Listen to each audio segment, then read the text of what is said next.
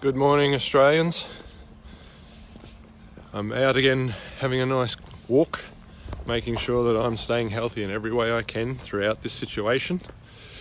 Beautiful sunny day, amazing day to be alive, and choosing to be proactive about making a difference for our country now more than ever before.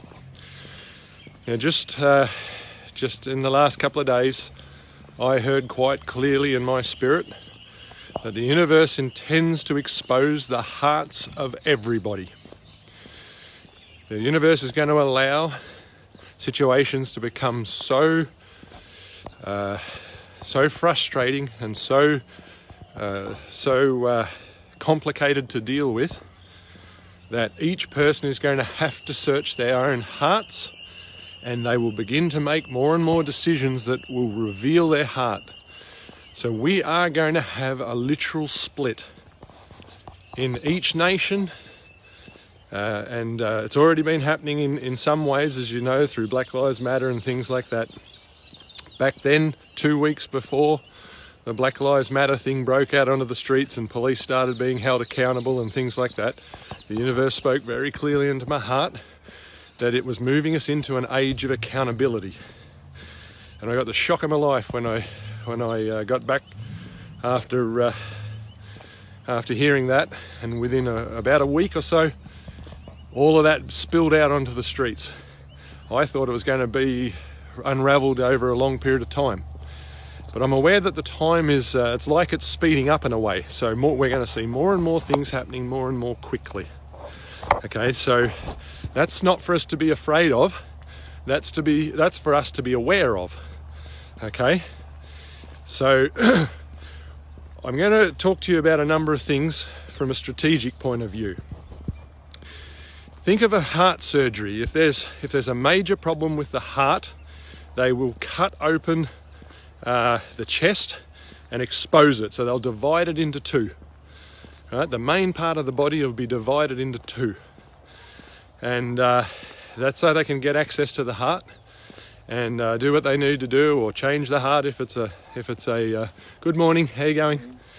If it's an organ transplant sort of thing. Now, Australia needs an organ transplant, needs a heart transplant. Now, they've been trying to divide us all this time, divide and conquer for their own purposes. So we're receiving a type of assault. If you think in battle formation, they are using a type of assault that is designed to divide us. Now, if we resist that, I've come to realise if we resist it, then we're playing into their game. So we're staying all huddled together. We're trying to huddle with all our friends and family and work colleagues and all those sort of things who aren't even on our side at this point in time anyway. And some of them, you won't know behind the scenes the type of life they've been living. There's many people out there choosing different lifestyles and seeking the higher powers, the higher power that resignates a dark light, and they will when they talk with you, they'll call it light. Okay, but it's a deceptive light for those who understand, including the ones who are listening who actually have already decided. So good day to you. Love you anyway, and hoping that you will wake up and choose of your own free will to come to the correct light.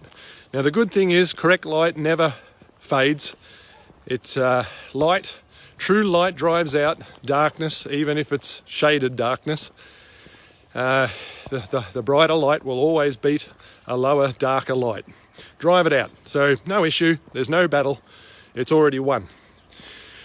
And so feel free to come join us with the right heart attitude and the right mentalities when you're ready. Okay? Be looking forward to having you as my friend. A genuine and sincere one. Okay, so everybody else who's trying to understand what to do, there's a number of things we have to do. Of your own free will, begin to, don't drive anybody away, but understand that we have to, we're literally in battles of all sorts. I'm going to be going into court. I've been quietly living under domestic violence for a number of years. the entire time I've been married in various forms. And the whole thing with men in domestic violence and we haven't been heard and so on, I was shut down completely when I tried to speak out on numerous angles. I've had numerous people turn against me and so on. So I have now decided that I'm going to take this to the highest court in the land. I'm going to fight every court all the way until I manage to win and receive a precedent so that it can be used in future court rulings. Anybody who's willing to support me in this, I'd appreciate it. Even if it's just to come and sit in the court and hear the proceedings. Okay? Now, I don't want this to become something about men against women. That's not it. I'm calling for those on both sides that have been under domestic violence to understand that we've all been abused. The actual fact is we're one big family in this world. We're all under domestic violence. Okay? And sadly, it's been brother against sister and sister against brother, because that's all it boils down to at the end of the day, a man and a woman. And we're both being used either to bring the right light to the earth. The right light provides kindness and honesty and integrity and truth and all those things. And the other one is deceptive and mean and cruel and is the instigator of domestic violence. Okay? Now, I believe domestic violence needs to stop everywhere, and it can and it will. I personally, having been through it, I now have the answers. And a lot of people will say, oh, it's too difficult. No, it's not too difficult. They want us to believe it's too difficult. Okay? Because that way it never stops. It's a perpetuating cycle. I will be making a video on that at a later stage in regards to how we need to change the courts so that they will cater to the more mature a person within the situation, the one who's been trying to hold the family together, and have been trying to do the right things and the loving and kind things, and the other person in their immaturity. So I'm not saying we don't start hating the other side, the other person. They may be immature because of tremendous hurts they've been under themselves while growing up and so on. So I'm trying to rally everybody. I don't want anybody out there hearing this getting upset and offended and, oh, you know, he's a terrible person. I mean, feel free to believe it if you like. I'm going through with it anyway. Okay, and one day when you understand my heart and you see the results and you hear the depth of the experiences I managed to live under while trying to keep my family together for the sake of my children, and because I do love my wife to this day, I still do love my wife. I may have to set healthy boundaries, and we may not be able to be together in the future. But that's her choice. She has a free choice. We don't try and control anybody. But anyway, enough of that for the time being. Okay, so the split. The split needs to be made. Let's not huddle together and get slaughtered. Let's start dividing on our grounds. So what I encourage is everybody think about your life, think about your strengths, think about what you're organised in. Then start figuring out how to make a correct duplicate. So if you're in the hospital field, start figuring out how to create hospitals. Now, we're going to have to put our money where our mouth is. It's going to cost us personally, okay? But at the end of the day, our money is fraudulent for starters anyway, when you understand it. So it's really just monopoly money. And most people are still believing that you're clinging onto your bit of money thinking that, you know, you need it for the future. The future they're planning on taking us into is cashless anyway. Okay? And then even if you're thinking, yes, well, all my money's in the bank, so it'll be changed, you know, it's in digital form and so on. They'll remove it. They'll write legislations and so on. They've already written plenty where they can make some excuse about you and freeze it or take it. So your money is as good as nothing now. All right? You still can use a little bit at the moment. But the time's coming, you won't have it at all. They will give you a certain amount in whatever form they choose to give it, as long as you've bowed down and you're obeying exactly what they want. So you'll get it in food parcels or something like that. Okay? So start facing the truths, start facing the hard realities, and realize that now is the time to use your resources. Use your resources wisely.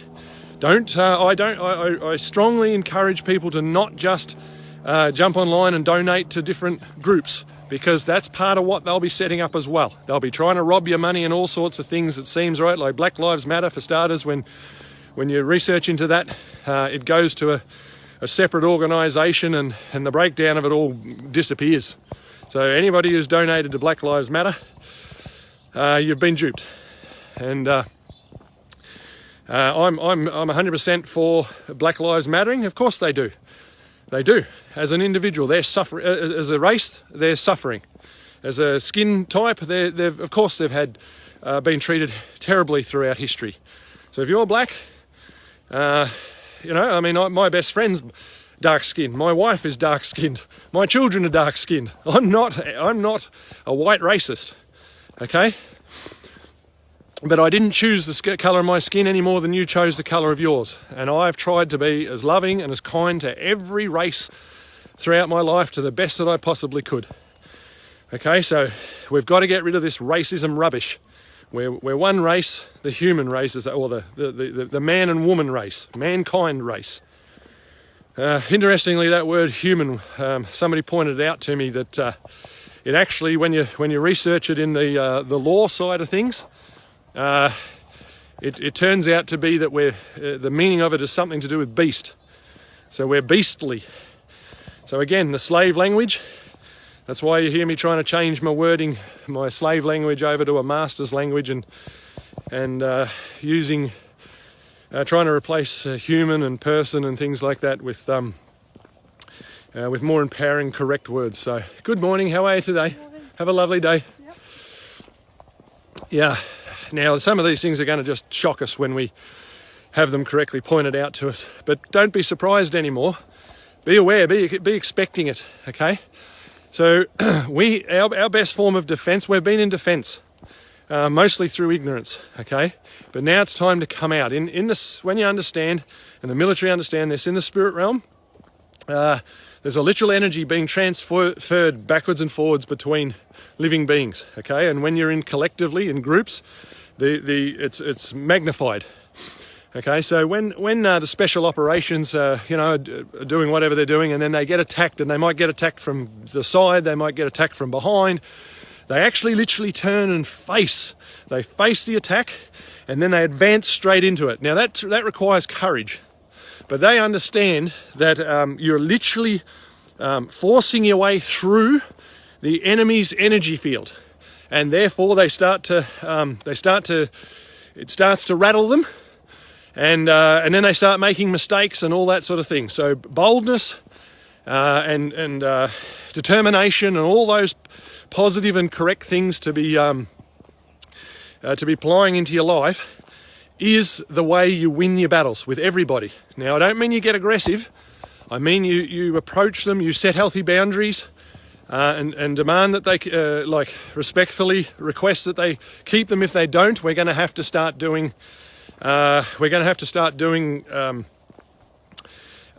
Things that normally everyday kind people like myself wouldn't do. So I realise now that I should have gone and put an intervention order on my wife earlier on in the stage, but I was trying to keep. Anyway, I'll leave that. You can hear that when it comes out in the courts. We have to put them on the back foot now, and it's not about us being mean or anything. It's about us setting healthy boundaries. Now, they're going to do it to you, don't you worry. They're going to do it to you. They're already the immature people are already prepared to go do those nasty things. That's why they've been doing it. There's lots of people people out there that have got disgruntled with their partner or whatever, and they're quite happy to abuse the children in an effort to punish their partner. Okay, so they're prepared to do it. The immature ones are prepared to do it out of the malice of their heart. Unfortunately, the kind people are going to have to start doing the same thing. We're going to have to use their weapons back on them, and because otherwise they're restraining us and they're getting to run around free. So it's going to be an open slaughter. You got to understand this is going to become an open slaughter. But on top of that, so be it, because by utilising these things, the police are going to get bogged down in their duties. The courts are going to get bogged down in their duties. Everything's got to get bogged down. They're bogging us, we've got to bog them, okay? But remember to do it kindly and respectfully to the very, very best you can, okay? Otherwise, we just become like them.